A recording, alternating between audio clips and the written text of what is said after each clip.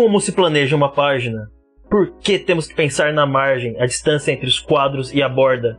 E por que quadrinistas bebem tanto café? Hoje, aqui na Pensão dos Desenhistas. É muito comum quando você é jovem e está na escola ter que fazer trabalhos para mostrar para a sala toda. E nessa apresentação nós usamos cartolinas grandes para poder mostrar o que aprendemos.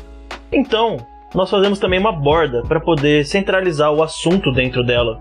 E nos quadrinhos não é muito diferente. Eu vou explicar algumas coisas que existem nas folhas de bordas, ou como é dito em inglês, os templates. Mas antes de começar eu gostaria de já avisar que existem vários modelos de tamanhos específicos para essas bordas. Você não precisa se ater muito, a não ser que vá trabalhar para alguma editora. Nas editoras eles vão ter os modelos padrões. Se você for trabalhar em alguma DC, em alguma Marvel, fazendo lápis ou fazendo caneta, vai ter um padrão já. Então não precisa esquentar muito a cabeça com isso. E se você faz quadrinho independente, a gente vai conversar mais à frente isso também, beleza? Minha primeira experiência com quadrinhos foi mais fácil porque eu já sabia sobre essas questões de bordas. Que eu consegui aprender aqui com o Akira Toriyama, na sua obra Mangaka, que é um compilado do que ele publicou na revista Shonen Jump. Eles falaram um pouquinho sobre mangá e aqui falava sobre essa questão de bordas. E isso me facilitou muito. Eu não sei se isso daqui chegou a ser publicado de novo, é um material bem interessante, mas como sempre eu digo, para não ficarem só nisso, né? Dê uma olhadinha em outras coisas além do mangá. Bom, então vamos começar. O que seria então as marcações de páginas para quadrinhos? Tá aqui do meu lado uma imagem e vocês vão poder acompanhar melhor. Cada caixa aí está separada por cores, então vai ficar muito mais fácil vocês entenderem na hora de eu explicar. E vamos começar de dentro para fora. Então, vamos lá. Então vamos começar pela primeira caixa, a caixa azul. A caixa azul, vocês podem ver, ela é a área que vocês colocam os quadros. Nós chamamos ela de caixa de desenho ou área viva. Também em inglês você pode procurar como Lived Area ou Safe Area. Essa parte azul é muito importante porque é nela que nós planejamos o layout da página. E também porque as pessoas geralmente focam a visão nessa área. Já foi pensado mais ou menos nesse espaço, que é a área de visão que as pessoas usam. Pode ver que em um livro você mantém este foco. Mesmo que tenha uma borda, você ignora essa área. E não precisa muitas vezes de uma delimitação, porque mesmo em frames que não tem quadro, nós usamos essa área para colocar o desenho. Então, dentro dessa área, você tem que colocar tudo aquilo que tem importância no seu quadrinho. E se você faz quadros vazados, ainda é bom pensar que a parte principal, por exemplo, de um rosto, tem que estar dentro dessa área. Se você quer que o destaque seja na expressão de personagem, não pode deixar a expressão sair muito para a borda quando o quadro é vazado, como eu disse. E também todo o texto que você pensar tem que ir para essa área. Você não pode colocar o texto muito para fora dessa área, porque também tem a parte da sangria e pode acabar cortando essa área. Mas eu vou falar da sangria mais para frente. Voltando para a parte do texto. Você pensa em colocar o texto dentro dessas áreas porque a atenção do leitor, como eu disse, está toda ali. O foco está naquela área, né? Ignora um pouco a borda. E a mesma coisa você tem que pensar para o layout. Você já pensa em como vai distribuir todos os quadros ali. Lembra, o quadrinho é uma coisa de que quando a pessoa vira a página, vê aquilo por inteiro. Bom, agora a gente vai para a segunda parte, a parte do quadro amarelo. Esse quadro amarelo que está intermediário entre os quadros é o quadro das bordas. É bem simples de entender. Geralmente, nos quadrinhos mais tradicionais, essa borda sempre era muito bem respeitada e nada era desenhado dentro dela. Porque nos quadrinhos, principalmente americanos, eles se preocupavam com o espaço das pessoas colocarem os polegares, os dedões para segurar os quadrinhos. E dessa forma, onde ficavam os dedões não teria desenho, então não atrapalharia a leitura.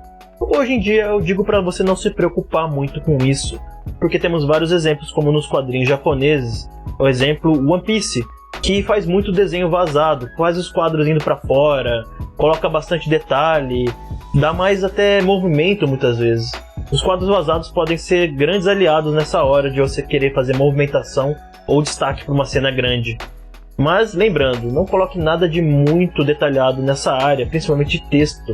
Ainda mais se for ficar muito perto da borda vermelha, que é agora que eu vou explicar ela. E agora vamos para a terceira parte, a parte da sangria, ou em inglês, bleeding ou crop mark.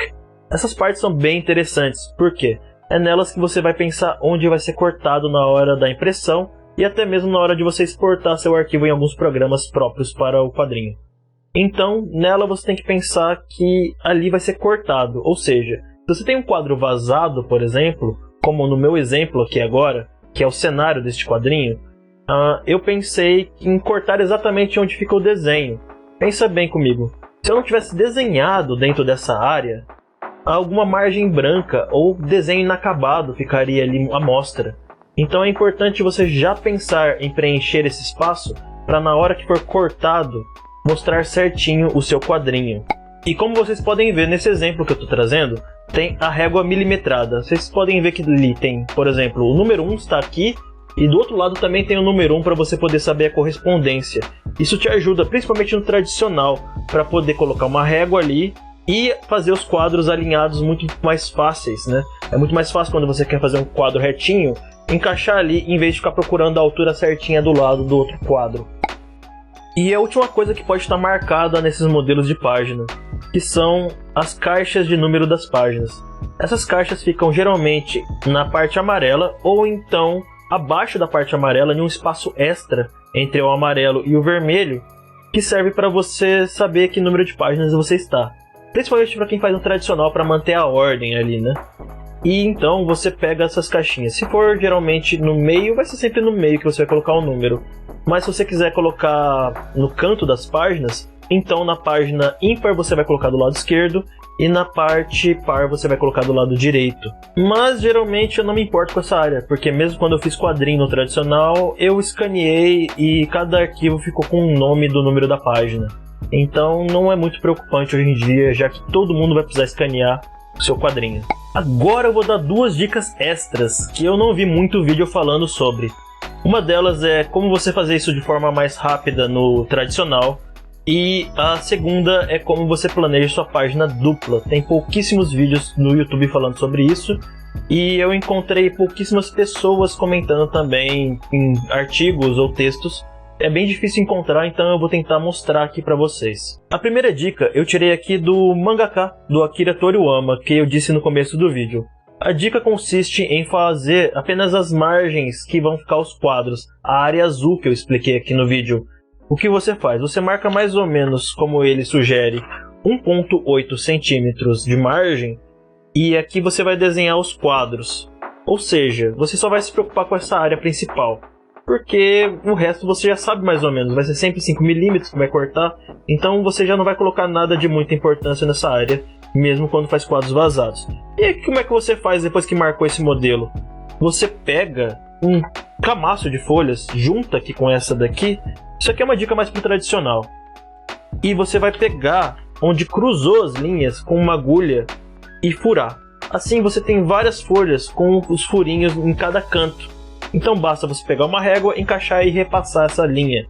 Então fica muito mais fácil do que você ficar pegando uma régua toda vez para medir as distâncias dos quadros.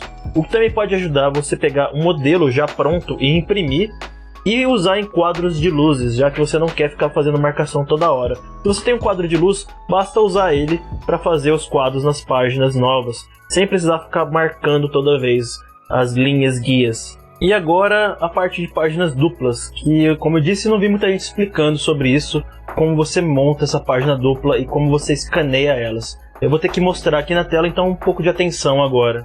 Bom, mas vamos lá, bem direto ao ponto. Para você formar uma página dupla, tudo que você precisa fazer é cortar um dos lados da parte lateral de uma página, da parte de sangria, que geralmente tem em média de 1 centímetro. Então você pega, por exemplo, essa página da direita, eu vou pegar e cortar a sangria da esquerda. Deletando essa parte, apagando ou cortando, você pega e junta com a outra página, cobrindo a parte vermelha e deixando as duas partes amarelas lado a lado. Então, tendo esse espaço aqui bem uma do ladinho da outra, você vai ter o miolo do quadrinho. Essa parte aqui é muito importante você saber que você não pode colocar textos nessa parte e muito menos personagens que precisam de destaque. Por quê? O que acontece? Quando você faz isso e vai imprimir o seu quadrinho, você corre o risco de muitas vezes, com muitas páginas, perder parte do texto que vai ficar presa no meio do miolo, porque não vai dar para abrir muito o quadrinho. Pega um livro, pega um quadrinho, tenta abrir numa parte dessa daí que tem imagem, texto ou página dupla E você vai ver que não dá para abrir muito. E se você forçar muito, você pode estragar o quadrinho também. Então fique atento a essa parte. Não coloque texto e não coloque balões aí nessa parte, tudo bem?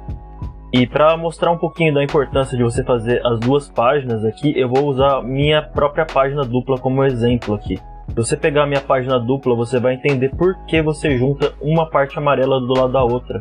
Quando você for exportar para gráfica, é importante eles terem certinho esse pedaço aqui, para eles poderem fazer a sangria de cada página. Eles vão separar mais ou menos assim cada página, jogando uma para o lado da outra e tendo essa parte da sangria duplicada. Essa parte da sangria que está duplicada vai servir para cortar certinho e quando juntar nas duas páginas, formar uma imagem bem decente para o seu quadrinho. Se não tiver essa parte aqui da sangria duplicada da imagem, você vai perder muita coisa no seu quadrinho.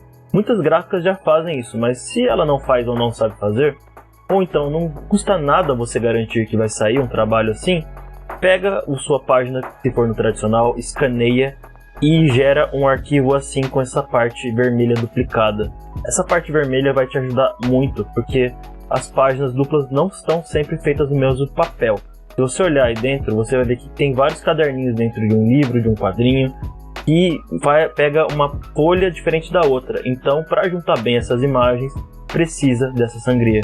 Vale lembrar também que no Clip Studio, essa parte já é feita automaticamente quando você exporta as páginas separadas. Você vai lá, a página está junto e você coloca nas opções para separar as páginas na hora de exportar. Só que nem todos os programas têm isso. Eu acho que eu nem vi outro programa que faz isso. Então é importante você fazer isso manualmente quando for fazer essas páginas duplas e quando for mandar para a gráfica, né? Tenha essa parte da sangria para garantir que os dois desenhos vão se juntar nas duas páginas. Bom, eu acho que eu consegui explicar quase tudo que tem dentro desses quadros aí. Mas vale lembrar também que se você é um quadrinista independente, não ficar muito preso a esses números. Você pode variar um pouquinho a distância do quadro azul com a margem, não tem muito problema, você tem uma liberdade. Mas geralmente é bom deixar um espaço grande ali, para caso você queira aumentar ou diminuir o recorte do seu quadrinho, principalmente quando tem quadros vazados. A outra parte que é importante você lembrar, o que é sempre fixo mesmo ali, é a sangria. O que o pessoal vai cortar ali mais ou menos. Mas geralmente isso vai de 3mm ou 5mm. Então fique bem atento a esses números aí, só do cantinho da parte vermelha ali, que é onde vai cortar mais ou menos da parte da gráfica. Bom, mas é isso aí, pessoal. Se você tiver mais alguma dúvida, deixa aí nos comentários. Aproveita, se gostou do conteúdo, deixa um like aí também. Fiz bastante pesquisa em volta do que já foi publicado no YouTube, quis trazer uma coisa nova aqui pro pessoal. Vi que nada era falado quase sobre páginas duplas e eu consegui, acho que, falar bem sobre o assunto. Então espero que fique bem claro para todo mundo agora e não fiquem muito noiados com coisa muito milimétrica. Faz ali, acertou mais ou menos na régua e deixa pronto. Bom, eu vou ficando por aqui e bons esboços, galera. Só que quando você fala one shot, tudo que você encontra no YouTube, no Instagram, no Google, é mangá. E a padrão do mangá de one shot, na descrição que eu encontrei, todas elas falam de 16 a 60 páginas, né? Aí você tá limitando quem vai pesquisar os termos, né?